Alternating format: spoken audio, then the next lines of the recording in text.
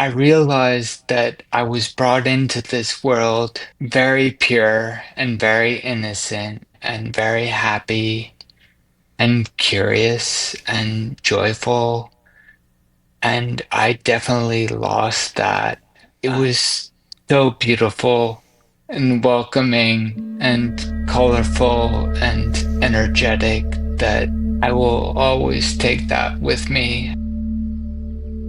Welcome to Still In It, 5-MeO DMT Stories. I'm your host, Arthur.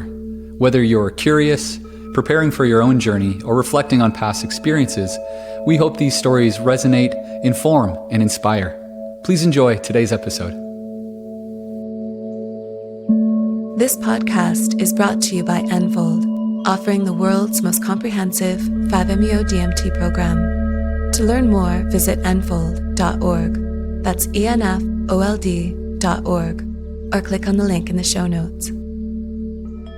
Well, James, thanks so much for joining me on the podcast. It's really great to see you again, and look forward to hearing how it's been and catching up. Thanks for inviting me. Great to be here. Our pleasure. Yeah, so the last time we were together in person was February of this year, 2024, at Enfold for an intensive. And I'm curious, what would you outline or what would you say were the steps that led you there, and what perhaps was calling to you through potentially having an experience with 5-MeO DMT? I would say the beginning of this path had started maybe 11 years ago, and I was started to see signs of a neurologic condition called primary lateral sclerosis. And this is a similar condition to ALS, but not as severe. And as that progressed, I'd say 5 years, I continuously showed decline, and I eventually came to Vedic meditation, and that really was a huge turning point in my life. And I'd say 2 years after that, I started to explore plant medicine, and I had an experience with a substance very similar to MDMA, and it was a huge heart opener. And the depression and anxiety that I had been accumulating over my entire life was burst open, and I felt a huge sense of relief, and there was hope in my life again, because this neurologic condition can be extremely debilitating, and oftentimes people are in wheelchairs and they can't speak any longer. They have to speak through um, devices. And so, as you can imagine, that's on the back of my mind, how far this disease is gonna take me. And so, I explored psychedelics for a number of years, was in and out of work because it was so challenging.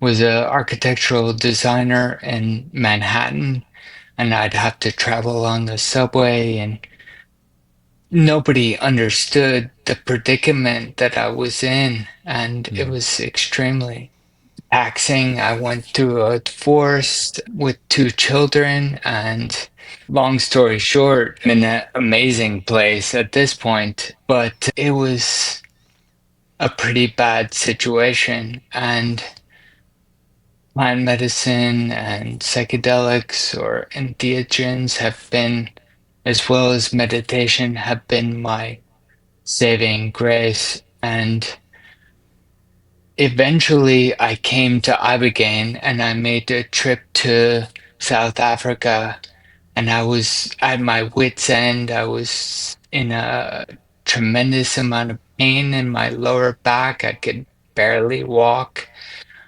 I went to just outside of Johannesburg, and by myself, not knowing what the outcome would be, and I just was ready to face death essentially Mm. and see what the darkest hour had for me. And incredibly, it brought life back into my system, and I was cured of any pain that I experienced. And I had heard that oftentimes ibogaine can be supplemented later, very shortly after a flood dose of ibogaine. People take 5-MeO DMT within a week or so, and I didn't feel as though that was correct for me. I felt like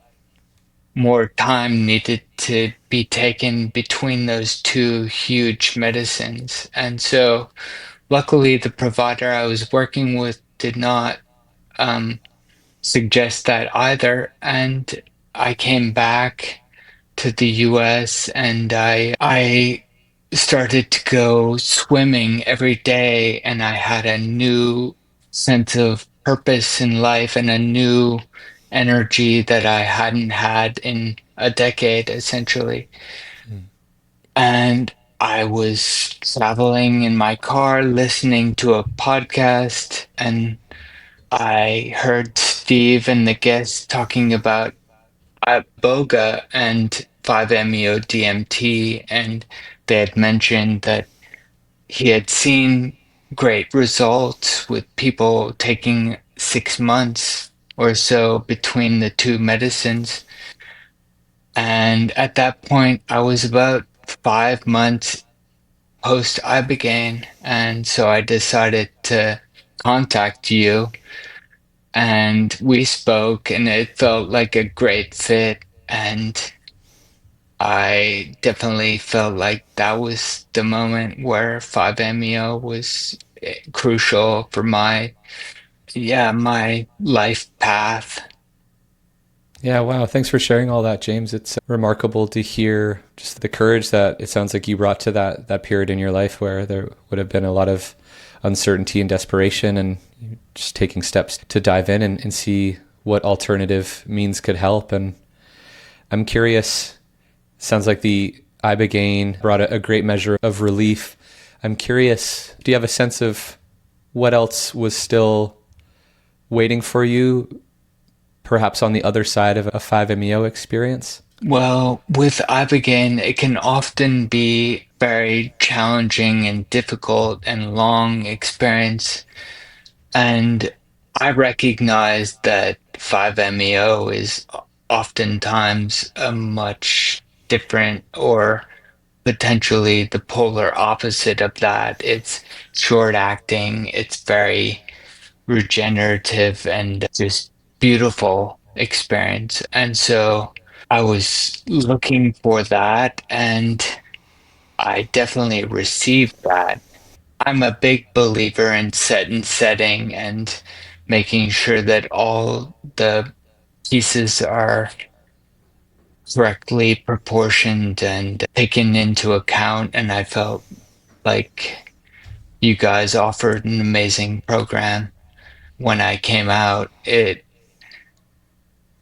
nature and the everyday activities and just the entire intensive and how it was organized was incredible, and definitely gave me the ability to reset my system, learn new behaviors, and really work for a week with those new types of behaviors, and then carry them over into my everyday, which I have. And now I eat a primarily Ayurvedic diet, and I don't drink caffeine and don't eat too much sugar.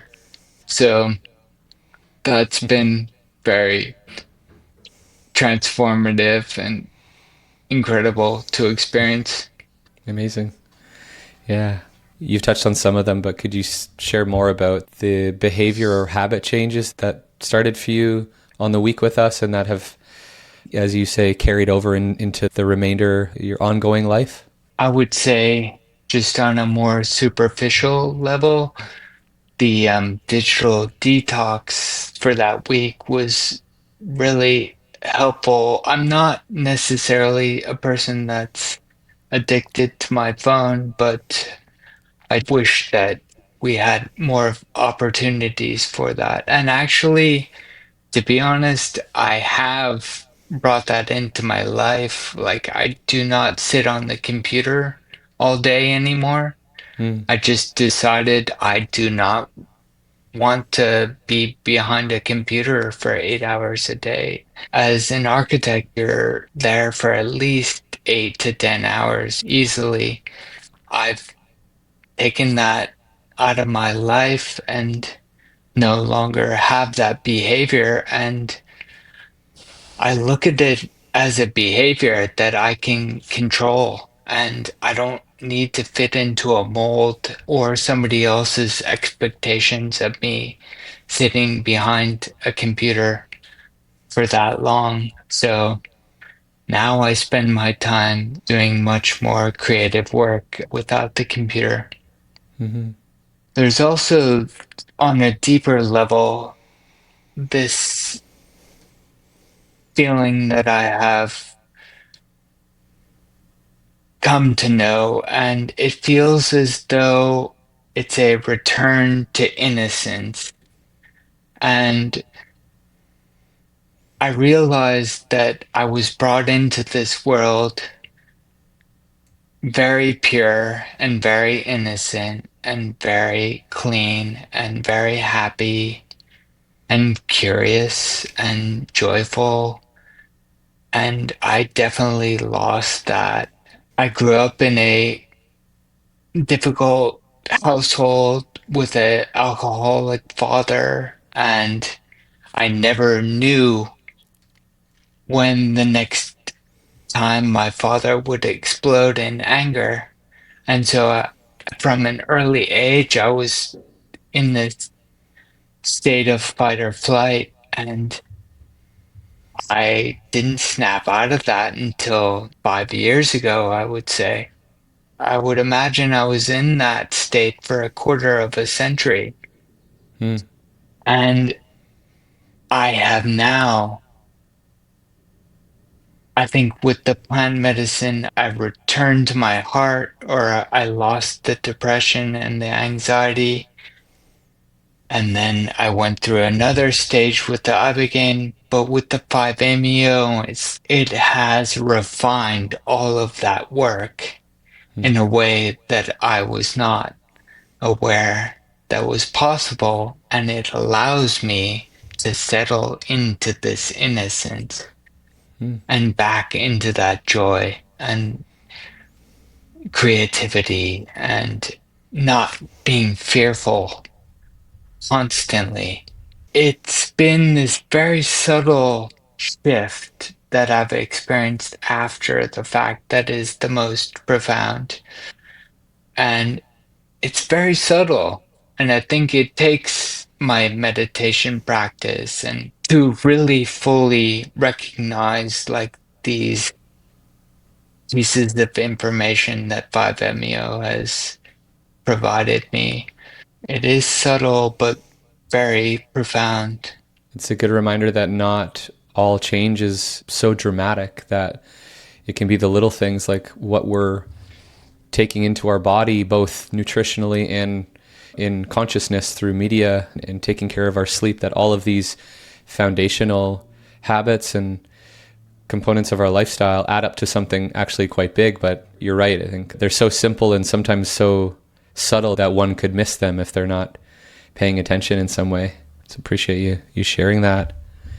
Are you open, James, to sharing in some depth what the full release ceremony was like for you and how you experienced that?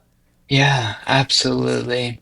I think for me, it was the most clear um, storyline or narrative up to a climax.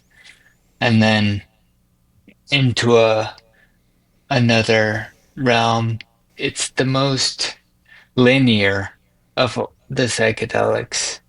Hmm. Oftentimes, I find that you're jumping around from place to place or thought to thought, and you have these ecstatic moments and feelings and memories. But with 5-MeO, I inhaled the medicine and don't recall much. And I've been trying to figure out how long I didn't recall anything. But once I did, it was a horror that I've never known, like the suffering of all humanity. Hmm. And that then moved up my body, and without any voluntary action on my own part, this energy erupted out of my mouth and it made me scream, and I had no control over this scream, and it felt as though I was purging all of that suffering and all of that pain. And pretty immediately following that, I was dropped into a realm of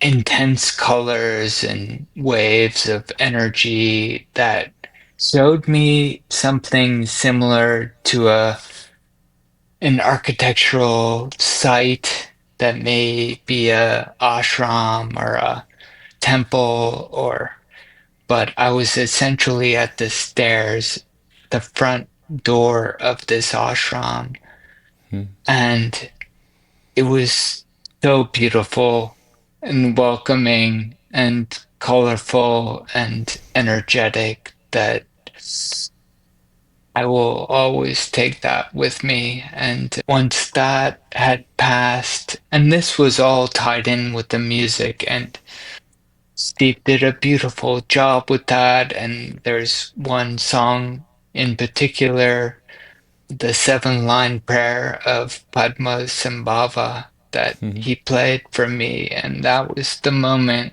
that I had that experience. And following that, then I started to open my eyes and saw Austin and just her kindness. And it, after the ceremony had passed, I turned to her, and she made me realize in those moments that we just can sit in stillness and be and not have to do anything. And it's a very basic and simple idea, but I had a deeper understanding of that in those moments. Hmm. And could they take that into my physiology and carry that with me later into my life? Wow. Yeah. Appreciate you sharing that, James. And you mentioned not long ago a piece about creativity. And I know that, of course, you're an artist and a painter. I have one of your pieces on my shelf just on the other side of this wall. And I'm curious if you have found any impact or change in the way that you create or approach making art since this experience. Yeah, if there's any discernible changes that you've picked up on. Yeah, absolutely. It's been very helpful as far as that's concerned. Actually, with my painting practice now, it's every time I have one of these big experiences, maybe with the new medicine, it's like a whole new evolution to my painting. And it's almost like the painting becomes that medicine or a project about that medicine experience. And first, ayahuasca was like, it brought me into color, and like my paintings just became this very colorful experience. then with Ibogaine, it was about this quick, repetitive line action, and I painted 550 paintings, like just very Mm. quickly over that 6 months period. And I wrapped that up, and then I came to Enfold, and I was expecting it to be a new project as far as my painting was concerned, and it definitely has been. And it's brought me into just what I've always wanted to be, which is an oil painter, and Mm. just understanding the complexity of the material and the layering of it and the history of it. And so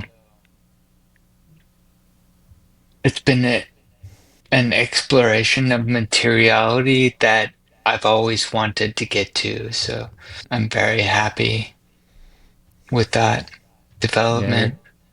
very cool. Yeah, the piece that you graciously gifted to me and the others that I saw are just such beautiful and creative pieces. So it's interesting to hear that the art has been, of course, somewhat informed by your psychedelic explorations, and it's something that frankly we don't talk about a lot, but I think I would love to hear if you have additional thoughts on this. But I think in part what this medicine and perhaps others are helping us to do, teaching us to do, is to live more creatively, whether that's through an art practice or not, to be less rigid in how we approach the world. And I think to me that's the true meaning of creativity. Interesting to see that reflected in your art. Yeah, it's not only art. Obviously, creativity can be in so many forms. And yeah, a dance is also something which I really enjoyed doing and expressed myself similarly to my painting. It was Mm. very abstract or very specific. And then I lost that ability. No, I couldn't dance any longer. And last week I went dancing, and I will overcome something that, from Western medicine standpoint, is insurmountable. So, Wow. Yeah. Seems like a lot more is possible than we're taught or give ourselves credit for often. yeah. Yeah. Yeah. I want to preface this next question by saying that there's no right or wrong answer. Not that there was for any of the questions I've posed to you, but I'm curious, James, if you have any sense of whether there might be a 5-MeO experience in your future where you're at around that question at this time in your life. It's something I definitely think about. And to be perfectly honest, I'm not currently in a rush to do any medicine, but I know that my curiosity and my exploration within this field will not stop. I'm sure there'll be another one down the line. When that is it's not clear to me at the moment. I think that's important to name for a lot of people who are wondering, is this something I'll need to do more than once? And just, yeah, good to know that you seem to be in a very just clear place about that, and enjoying the benefits and changes without feeling an impulse to continue following that thread, so to speak. Yeah. Yeah, Yeah. in the past, for whatever it's worth, with other medicine, I was always waiting for the next experience and not feeling it was ongoing. And now I feel a sense of calm and peace and clarity. So I'm not rushing to the next experience currently. This may go without saying, but I want to ask just in case I'm not assuming. Do you think your 5-MeO experience helped to get you to a state of or a place of feeling just at peace and content with not pursuing another experience in the near future? Like we discussed previously, these messages are so subtle that it's hard to really tell, but I don't see what else would be doing it because prior to 5-MeO experience, I was still in that state of looking for answers and not feeling entirely complete. So I definitely think it helped define that and articulate that for me. Cool. I'll be happy to let you go fairly soon here, James. And again, really appreciate you taking the time. But before we do, I'm curious, is there anything that you still feel called to share, or perhaps anything that you would share with other people who are listening to this podcast? Perhaps they're researching 5-MeO DMT, they haven't had an experience yet. Is there anything that, having gone through this process, might share with people like that? Yeah, absolutely. I believe if you're feeling any calling to it, then I would listen and take it very seriously. I don't know how it's appeared in your life, but I tend to think that if this is something that is coming up for you, then it's probably very meaningful to dig into it and take it very seriously. These medicines are incredible spiritually, intellectually. It is so much more than any type of biohack or way to develop your body. It's extremely beautiful psychological development that I appreciate so fondly and dearly. I can't say enough about it. It has given me insight that allows me to be a better father and a better son, and most importantly, a better person to myself, and to know that I am the most important of all. And oftentimes we don't realize that, and these medicines allow you to see that. And it's not selfish or egotistical.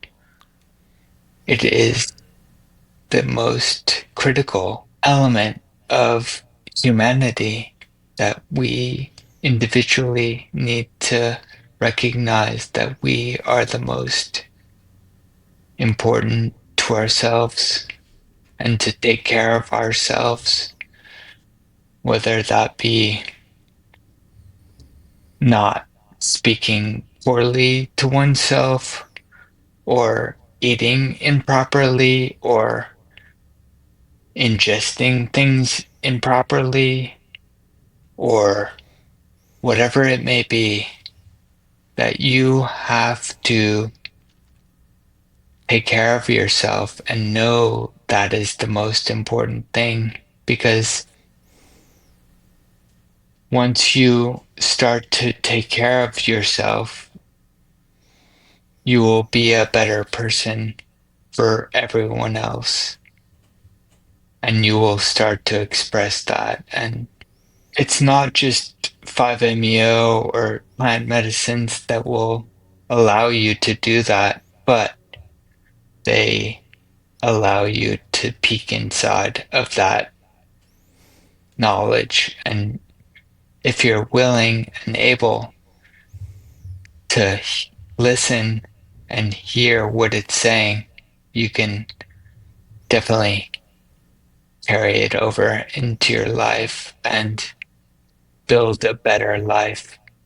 Beautifully said. I can't think of a better place to close our conversation for now, James. But yeah, I just want to again express my thanks and gratitude for you visiting us in February and being here today, and just always appreciate the depth of your heart and mind and your reflections. So thanks again for being here. I'm sure it will benefit many others.